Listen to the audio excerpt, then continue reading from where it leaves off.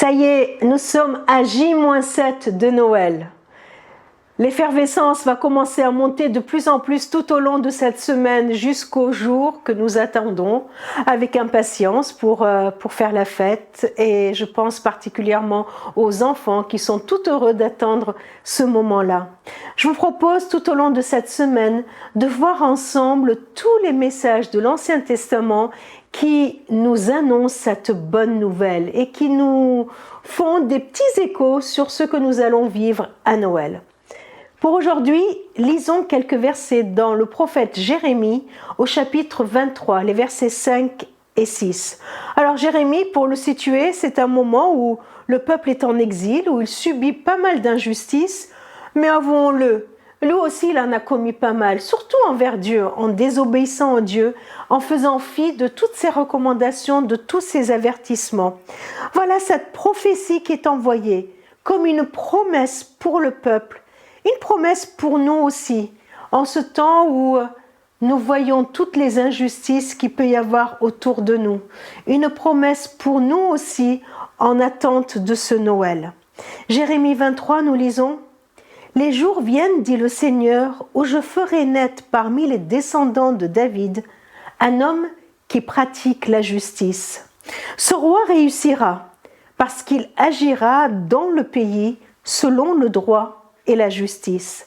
Quand il régnera, Juda sera libéré, Israël vivra tranquille. Voici le nom qu'on lui donnera. Le Seigneur est notre justice. Deux indications que j'aimerais souligner dans ce texte. Tout d'abord, il est dit que celui qui va venir est un descendant de David. Cela peut paraître juste un petit détail, mais il était tellement important dans l'Ancien Testament que David, le grand roi David, ait une descendance. Et Dieu a accompli la promesse qu'il a faite à David en envoyant le Messie qui vient de sa descendance. D'ailleurs, ce point est important et nous le voyons dans les évangiles, dans la façon dont les évangiles racontent la naissance de Jésus. Nous avons deux généalogies, l'une dans Matthieu et l'autre dans Luc. Et ces deux généalogies veulent nous montrer que Jésus est descendant de David. Regardez, celle de Luc, elle est très intéressante. On a l'impression que l'auteur, connaissant cette prophétie de Jérémie, fait tout pour montrer qu'elle s'est bien réalisée. Luc 3, 23 nous dit « Jésus avait environ 30 ans lorsqu'il commença son œuvre. Il était, à ce que l'on pensait, fils de Joseph, qui était fils d'Élie, fils de David, fils de Jessé, fils d'Obed, fils de Boaz, et on remonte, fils de Seth, fils d'Abraham, fils de Dieu. Et voilà, un fils de David qui est carrément fils de Dieu. Descendant de David et descendant direct de Dieu, de la généalogie de David, le fils de David, mais aussi le fils de Dieu. Une autre remarque dans ce texte qui est plein de promesses et d'espérances pour nous aujourd'hui, que cet homme qui va venir, Jésus, est celui qui va pratiquer la justice. Comment? Il est clair que c'est par son règne.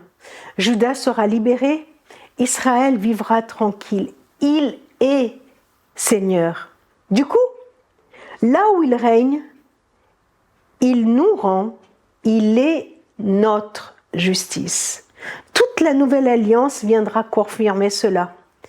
Le Seigneur est notre justice. C'est lui qui est notre justice, qui nous fait justice devant le Père, qui nous revêt de sa justice, mais qui nous apporte aussi la justice sur cette terre. Alors, en ce J-7 de Noël, je ne sais pas si tu as besoin de vivre la justice. Alors, ce texte nous donne cette promesse, que là où Jésus règne, là se trouve la justice.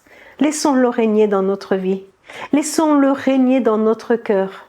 Et nous vivrons également de sa justice. Nous serons au bénéfice de sa justice.